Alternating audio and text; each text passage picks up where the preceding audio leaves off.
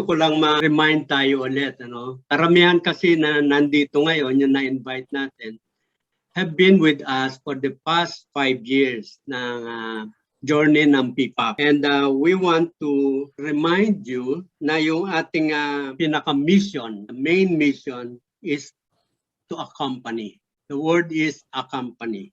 Accompaniment of every member of the family. So ang gusto rin natin to accompany them back to the plan of the family, original plan for the family. We want to achieve itong ating ginagawa ngayon. Why we are here, we want to present to you because sana ma-embrace natin the one common mission of family accompaniment. So lahat po tayo.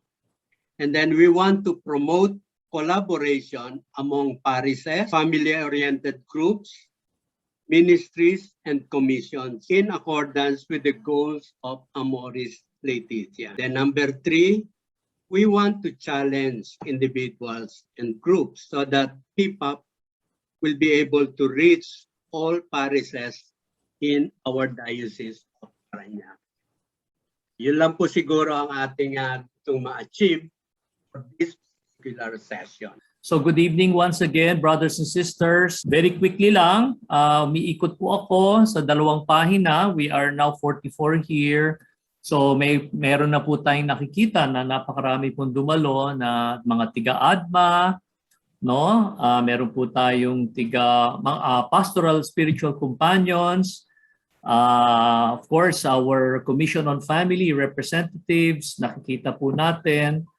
Marami pong mga tiga El Shaddai dito po sa ating National Shrine of Mary Help of Christians Parish, Mary Help of Christians Prayer Community. Meron pong mga representatives sa mga parish pastoral councils, no? Hindi ko po sila kilala lahat. Ang aking pong pangalan dito sa listahan ay numbering 65. But I can see that there are a number of us. Thank you, of course, Willie Madarang, no? Couples for Christ, Church Relations Office. Maraming salamat. Okay, so with that, June, I'll turn over to you.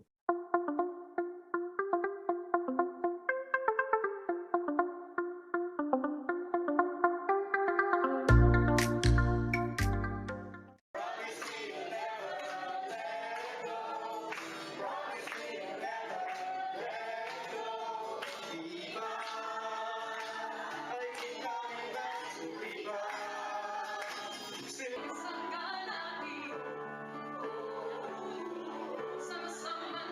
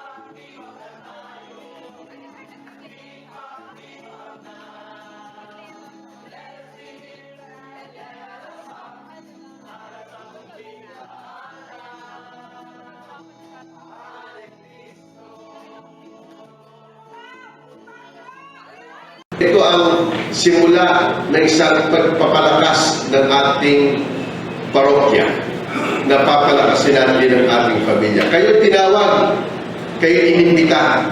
Bakit? By the nature of your own groups, nakasentro kayo sa pamilya. Lahat yan ang ating direksyon ay to have a strong family. Malakas ang pamilya, malakas ang komunidad.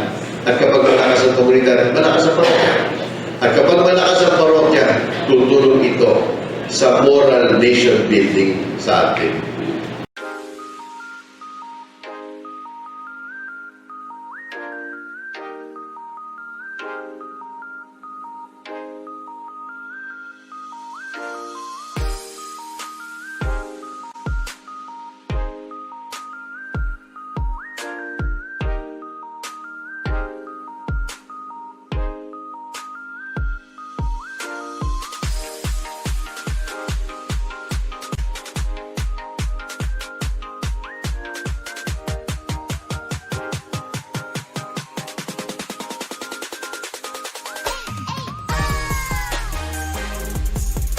As we welcome PPAP not just in this parish but in our vicariate, ito lang po hiling ko sa inyo. Keep on going.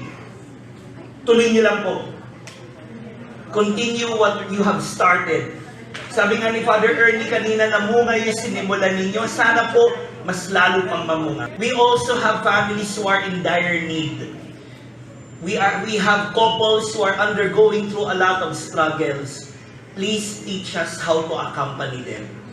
On behalf of the Vicariate of San Martin de Porres, we congratulate PPAP and we welcome it as one of the programs for the pastoral care of our communities in the Vicariate. Muli po,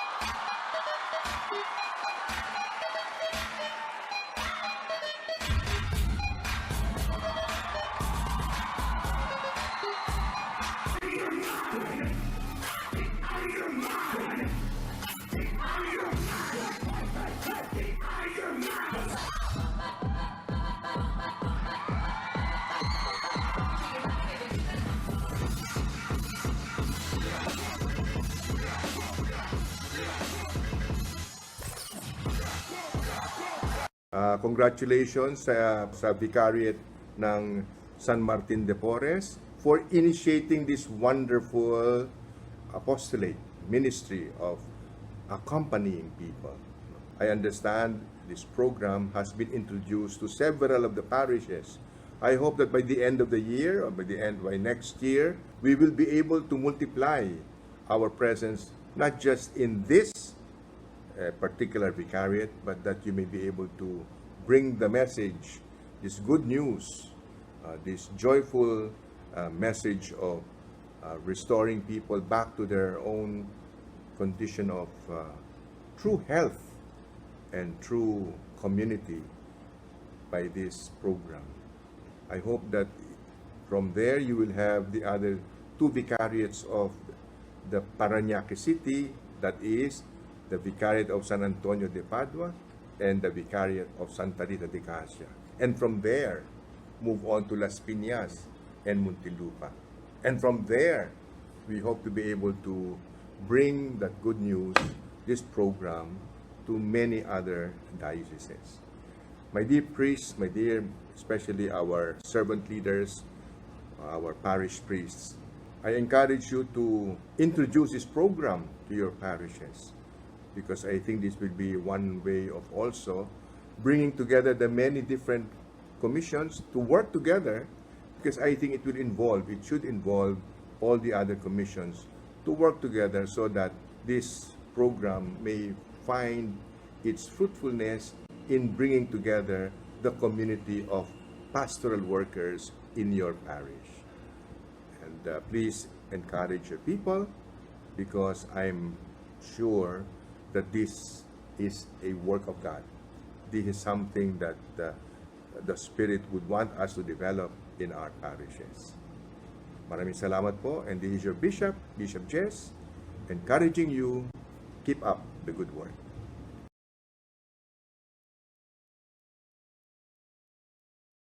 Salamat, Ed, for showing that. Maraming salamat ulit, brothers and sisters, and welcome. I would like to just introduce the parish priest of the National Shrine of Mary of Christians Parish here in Better Living, and I believe he's also the rector of the shrine here of the National Shrine of Mary Help of Christians, Father Chris Magbitang. Good evening po, Father Chris. Magandang gabi po sa inyong lahat.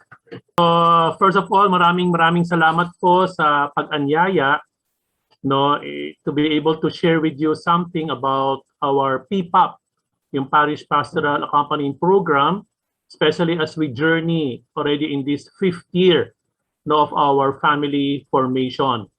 Nagpapasalamat po ako lalong-lalo na kina June, no, kila Malu, kila June, and also the other families who have been so encouraging, no, to be able to be with you, no, during these moments and during these past months, even starting last year, that I got involved also with the PPAP ministry. And what I would like to share with you tonight will be our journey, you know, in these 5 years of our themes, and at the same time, at the end, to be able to present to you our suggested theme for this year.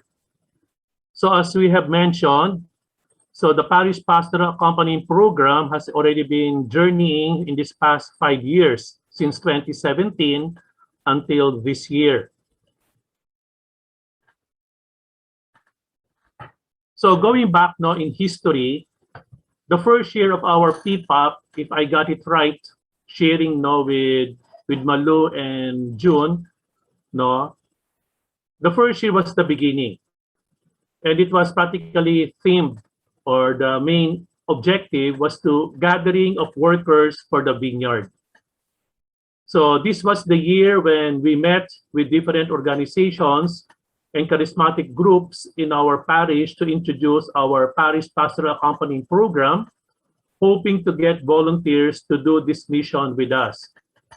And it is very important, no, in itong 2017 na to, because we found that there's indeed a lot of fruitfulness, a lot of harvest to be collected among our families. Fruitfulness in the sense na, yeah, there are a lot of families who are really budding forth, families who are really processing or talagang really expanding and trying to reach out. But at the same time, dahil hindi na nagagalaw itong mga harvest nito, meron din mga bunga na talagang nabubulok, now overripe in the sense of the families, wherein there are a lot of families na may mga potentials, no, in order to be able to bring out, no, the best in them, to be able to share to other people and to share their fruitfulness so that other people may live. So ito ay kuminsan din natin nakikita, sapagkat sometimes the problem is nagfo-focus lang tayo with our own particular family, sa needs ko, sa needs ng family namin, or sometimes kuminsan nalilimit tayo sa sarili nating mga barkada, na grupo ko to, charismatic group ko ito, organization ko ito, that we fail to reach out, no, to other families and other fruits that could be harvested, no, for the common gift of all. So that's why in this first year, no, 2017 na to, since it was just the beginning, there was no really Bible verse that was used, no, as a theme, no, in this year, but the thing that was used as a guide word was the word vineyard, because we believe that our mission was the vineyard of God, and we need to gather workers to start the program. So it's more of seeing the need of the families, seeing the goodness of the families. So it's about time that we also maximize, no, our families for the spread of the kingdom. And reflecting on this particular work that you have done in 2017, it could have been, no, sinasabi nga natin, that the reading could have been based from Matthew 21 to 16 about the parable of the workers in the vineyard.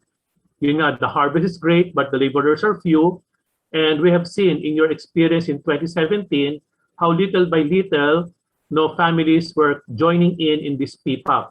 Parishes by parishes, vicariates, no, joining in. So we are like the workers, no, in the parable of the vineyard, wherein some were called, no, at 9 o'clock in the morning, some 12 o'clock noon, some 3 p.m., some even at 5 p.m.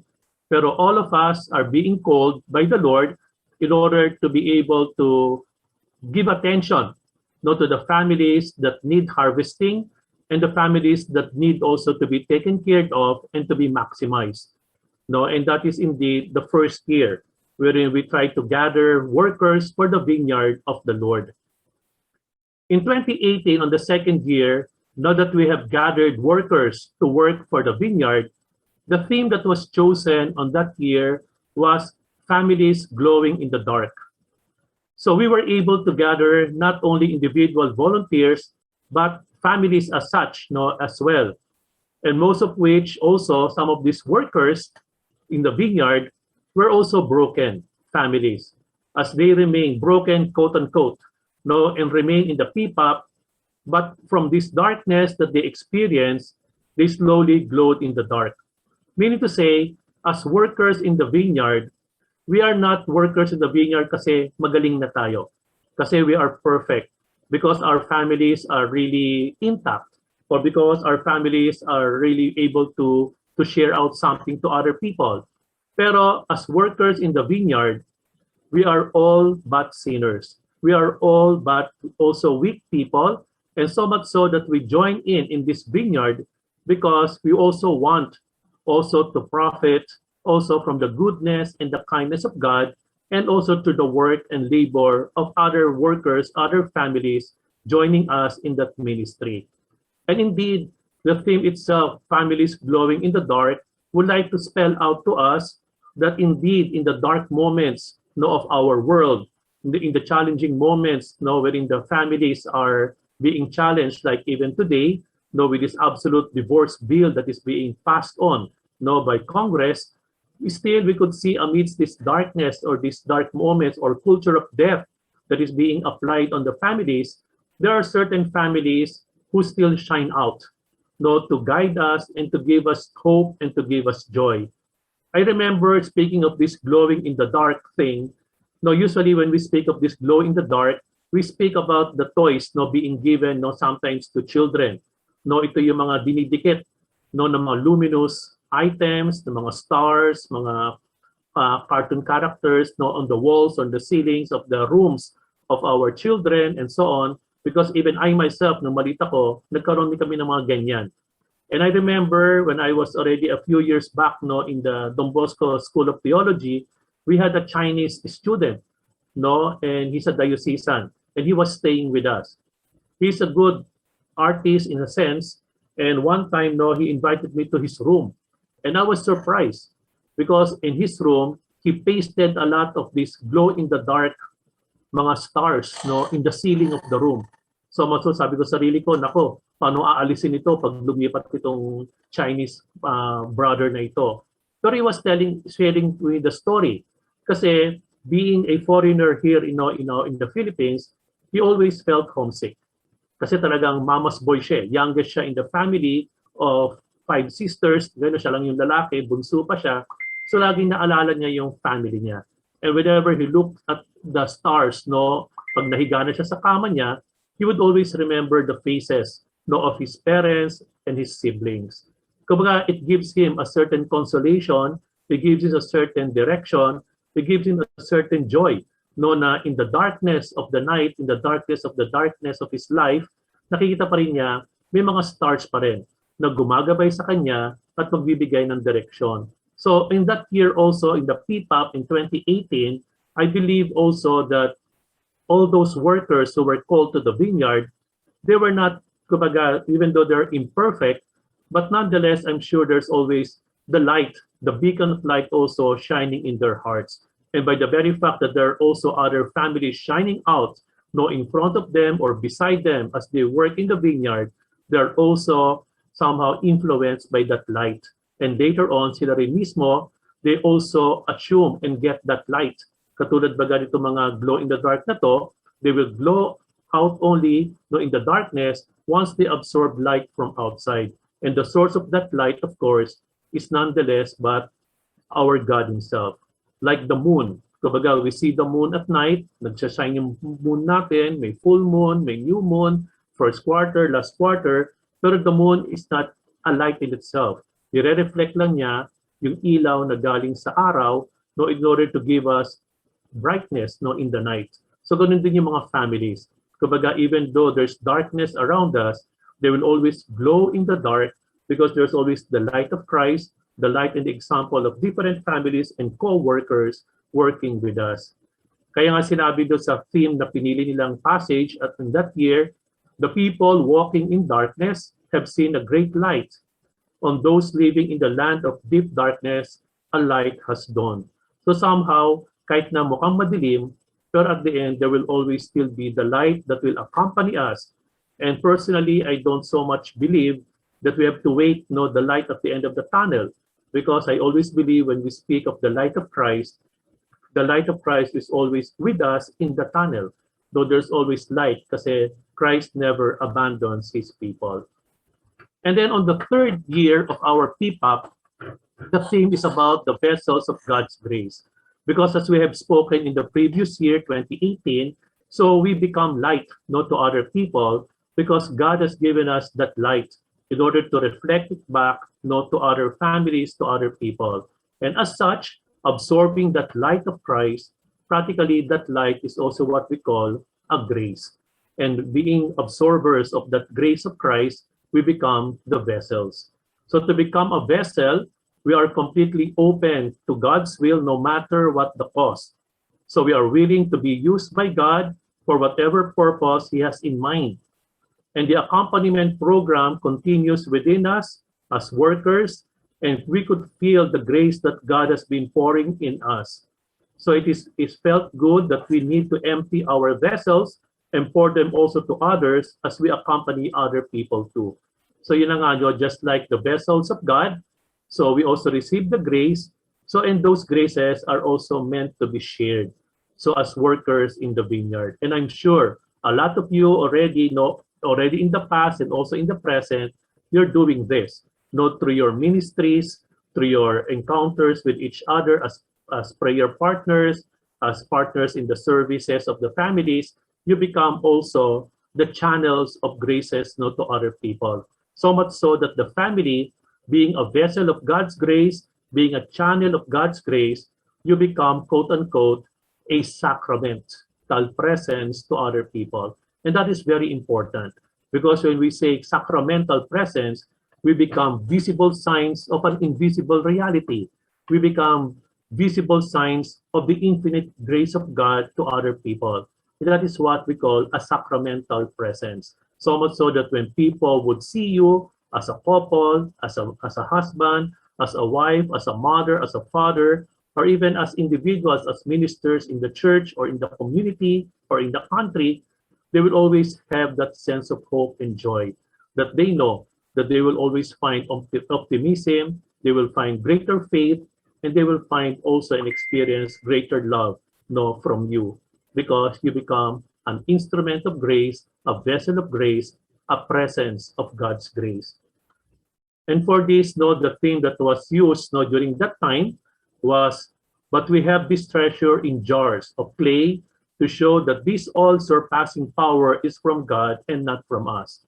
And basing from this particular theme that was chosen, so we carry the treasure in jars of clay. So meaning to say, even as workers in the vineyard, even though we are vessels of grace, we have to take care also of our own selves. Because like jars of clay, marupok din tayo. We could also crack, we could also break.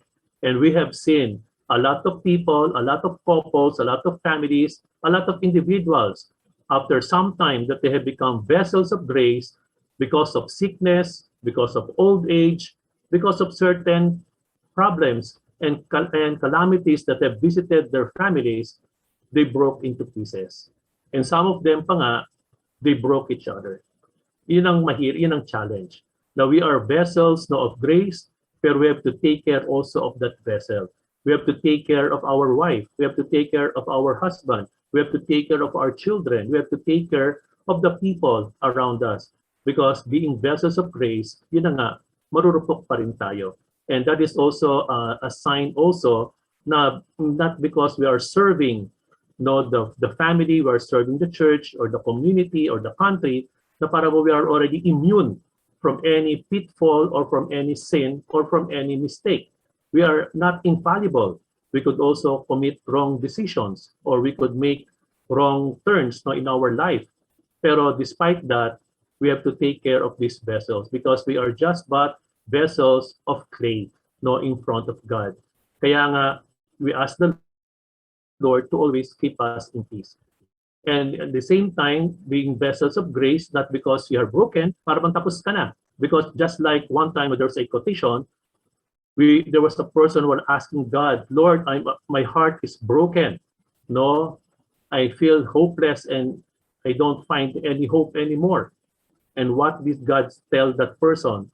Just give me the pieces and I will join them together. So ganun din tayo. Even though our vessels sometimes would crack, would break, or sometimes would just be taken for granted, pero God is always willing to glue it back together, to make it always a vessel of wonderful grace no, for other people. And then in the year 2020, no, that is, yeah, this year, in the fourth year, tama no? Yeah.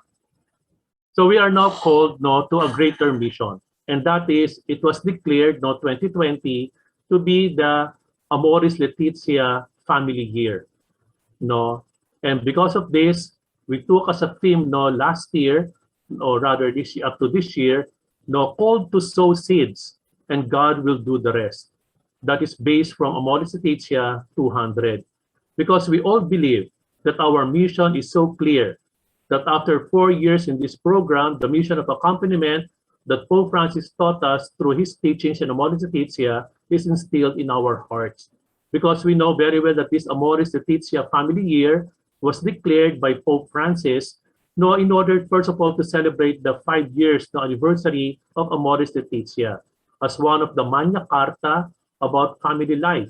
And at the same time, among the things that also Pope Francis is asking from us is that the couples should understand that their married life is always a vocation. Meaning to say, it's a calling no, from God himself, that people do not just get married just for the sake of loving each other or signing a contract, but more than that, because it is a calling. Just as in the first year of our PPAP, we were all called to share in that mission.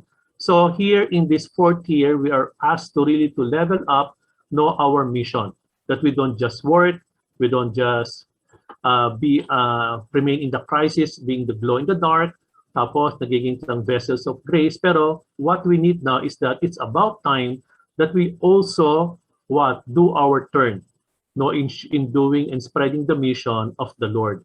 Now that we have been loved, we have been chosen, we have been taken care of, we have been loved and being nourished by the Lord continually. So the logical mission there is that we continually also share this goodness of God no, to other people. That's why Pope Francis in his Amoris Laetitia family year, this year, no, he presented 10 modules no, for us to follow. And I'm sure some of you are following the modules no, given to us and suggested to us by the Pope, no, not just a reading of the document, but also a reflection and a journaling no, of this mission. And I congratulate those who have joined no, in these sessions, because it is also a moment for us no, to really deepen no, our vocation. And at the same time, another reason for this Amoris Laetitia family year is that we as workers, no, as parents, we also begin to encourage also the next generation. That is, we sow the seed of goodness and kindness and family life not to our children. Kasi the family life, the family vocation would not end with us. kumbaga may next generation yan. And it is so wonderful if at the end, the values that you will teach your children, they will really absorb it and they will pass it from the next generation to the next. Just as when you got married, one of the blessings that we ask from the Lord no, during the marriage rite is that may you see your children's children no, in your old age. Meaning to say, may mapagpapasahan ka, hindi lang ng kayamanan mo, hindi lang kumbaga ng mga ari-arian ninyo, pero mapapasahan mo talaga ng pamilya mo at ng pag-ibig nyo.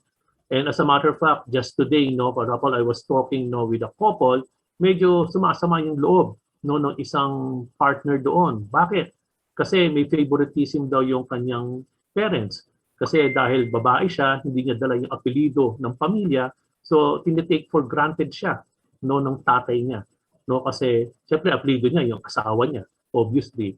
Pero yung tatay, hindi niya maintindihan. Kumbaga, gusto pa rin ng tatay, dapat apelido mo, apelido ng pamilya ang dadalhin mo. Kaya mas may favorite siya dun sa mga apo niya sa anak niyang lalaki. And that is not good. Kasi you cannot really change the tradition. No, kung babae yung anak mo, talaga siyempre pag nag-asawa yun, hindi na apelido ng pamilya niya ang dadalhin niya. Pero pamilya na nung magiging asawa niya. So yung mga ganyang mga traditions which sometimes disrupts and destroys no really the flow in the family. And that is indeed the challenge that we had no last year and it's still continuing no up to this year kasi nga it's the whole year no until June next year itong Amoris Laetitia family year na sana nga we continually sow the seed and God will do the rest because we know very well it is God who makes the seeds grow at basta importante maghasik lang tayo ng kabutihan. It is God who will bear the fruit of our labor. Kaya yun ang challenge sa atin no, to continue that journey. Now for this year, and because of that, no, ito nga yung ano natin, sowing the seed, that we now put on no, through our live media, yung PPAP Live that we now try to promote. Now we are now in the year 5 of our PPAP. No? And this year, 2021, the theme that we have chosen is Remain in Me. So, pray, love, and serve. So, God has been faithful and has truly blessed us now that we are on our 5th year. So, our mission will continue with trials along the way. That is why we need to remain in the Lord forever. So, through our fervent prayers and love for one another, serving would come naturally. And all these graces would only come from God. And why did I suggest this? No, and I think it's also the theme for this year. Kasi unang-una, there are 3 things here that I would like to present here. So first, yung in general, remain in me. Because now that we have started the mission, all of us have been given that vocation, and most of you, or if not all, are already married in the church, married with the grace of God. So the life of Christ is already in each and every one of you. So the challenge now with all these trials that we continually face now in our family life is to really remain faithful in the Lord. Like the branches and the vine, we always get our nourishment from the main tree, and that is from God Himself. And how do we remain faithful to this goodness of Christ? First of all, no, through our baptismal vocation. Kaya nga 3 points ito. Kasi yung pray, no, based from the baptismal vocation that we have, would always speak out about the priestly life no, of our vocation. Because remember, when we were baptized, we became part, no, we were configured in the life of Christ as priests, prophets, and kings. No? Kung sa babae, yung mga may babae, so you'll be the priestess, the prophetess, and the queens no, in Christ. So as priests and priestesses no, in our families, one of the things that we could do is remain in prayer. Because as priests, we are meant to offer sacrifices. We are invited to pray for our families, for other families, and other people who are in need. We become intercessors. We become bridges. And that is the role of the priest or the priestess, to be able to bring other people close to God and to make that bridge between God and man. So that is the role of the priest. And of course, speaking of the priest, it implies also a lot of sacrifice. And sacrifice means to really be able to go out from our comfort zone and to always be an instrument where we could bring other people really closer to a greater love for God. Tapos secondly, yung love naman, it will speak about being prophets or prophetesses, no, in our baptismal vocation as couples. No, and what do you mean by that? Because as prophets and prophetesses, no, sabi natin, all of us are invited to preach, no, the message that God is giving us. So all of us are preachers. So hindi lang pare ang nagtuturo. Hindi lang kumbaga ang mga lectors and commentators nagpapahayag ng salita ng Diyos. Pero the most important way wherein you proclaim the word of God and the love of God and the mercy of God is through your witnessing of love and compassion. Mahalaga po yan. Kasi especially now, no, during this pandemic season, a lot of people would like to isolate themselves kasi nasanay na sila na magsarili during this more than 1 year and a half, no, ng lockdown natin. Maraming mga kabataan na talagang ayaw nang lumabas, no, hindi na sumusunod kasi nasanay na silang gusto nila sa loob na lang sila ng bahay. So, nalilimutan na nila, no, na dahil meron pa silang kasama sa bahay. So itong preaching po natin, no, would always come, no, through our witnessing. How many times no, may mga couples na talagang nakikipag-away na sa asawa nila, sa mga anak nila, they become irritated, no, to each other. And I think epekto yan ng mga mental health issues, mga depression na nangyayari during this pandemic season. So yan, dyan natin ipapakita what do we preach, no, to other people, no, and especially to our own families. Na we have to be careful also na hinay-hinay din tayo sapagkat there are also some families, some couples na talagang nade-depress din. Kasi may iba nawala na ng trabaho. They don't know how to survive. They don't know how to support their families anymore. So, ganun din. No, may iba nagwawala na. And even some people pa nga, no, yun na nga, they resort to self-pleasure and so on sapagkat yun nga, nagsasarili na lang sila. They forget na may asawa sila, na meron silang mga anak, para bang as if by allowing pornography, no, to enter their families, para bang gamitan na lang, no, ng tao. Gamitan na lang, no, ng sabihin natin ng iba for my own selfish needs. And that is not being a prophet or a prophetess, but rather being a prophet and prophetess, no, we'd always do it through a life of service. Kaya nga, di ba nga sinabi minsan ni St. Francis of Assisi, no, you preach the word of God, no, pero you use words only if necessary. Kumbaga, it's more on the action. Kaya nga, saludo rin tayo sa lahat ng mga couples, sa mga mag-asawa, na talagang mga pamilya, they continually serve each other, they really naggumagawa pa rin activities together, they pray together, they cook together, they still eat together, kahit na sinasabi ng ibang mga protocols na don't eat together kasi magkapahawahan kayo, no, kuminsan mahirap din yung ganun kasi they don't see anymore really the value na kayo-kayo rin naman magkakasama sa bahay. At lalo especially for those who are challenged dahil may nagkasakit sa bahay, no, yun ang pinaka-challenging part. Or yung mga nawawalan, no, ng mahal sa buhay. And of course, the third part of this configuration, so besides being priests, prophets, is to become kings or queens, no, to other people. And that is the service. Na tayo rin as priests, prophets, and kings, as married couples, hindi lang tayo nananatili sa sarili nating pamilya. Just as you were called not to work in the vineyard, we are continually called to assist other families. And I really congratulate a lot of you, or if not all of you, no, in every other families, talagang they go out of their way, no, to be able to evangelize other families. May iba talagang gumagawa ng mga programs, no, to spread devotion, no, to our Blessed Mother, devotion to the Eucharist, no, devotion, no, to the saints, kila Saint Joseph, or sa mga iba naman, they really go out, no, to para magbigay ng mga ayuda, mag-assist sa mga bakuna, no, na talagang para bakit? They go out of their way. Bakit? Kasi they want to save families. They want to save other people. Ako, puring-puri ako sa mga riders, no, yung mga nagde-deliver, mga pamilyado yan, yung mga tao niya, yung mga lalaki niya, kung mga babae pa nga nagde-deliver, talagang they go out of their way, yung mga frontliners natin, mga pamilyado yan, yung mga nasa ospital, whenever I go also for sick calls. No, kung ako, ingat na ingat ako pag dumadalaw sa mga ospital, sa mga pasyente, much more sila. na laging nandoon, kasabay nila ang pasyente. No, bakit? Kasi they really live up to that vocation.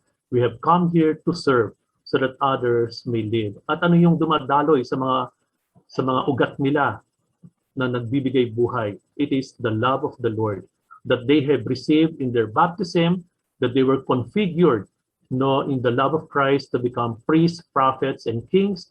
And later on, as married couples, we also share and live up that particular priesthood. Kaya nga minsan nabanggit ko, kung ang meron tayo mga pare, kami, mga ordained ministers, we are called the ministerial priesthood, no? Because the ministry given to us in the sacrament of holy orders, I believe, and hindi to dogmatical teaching, this was also part of my reflection and research, there's also what we call the matrimonial priesthood.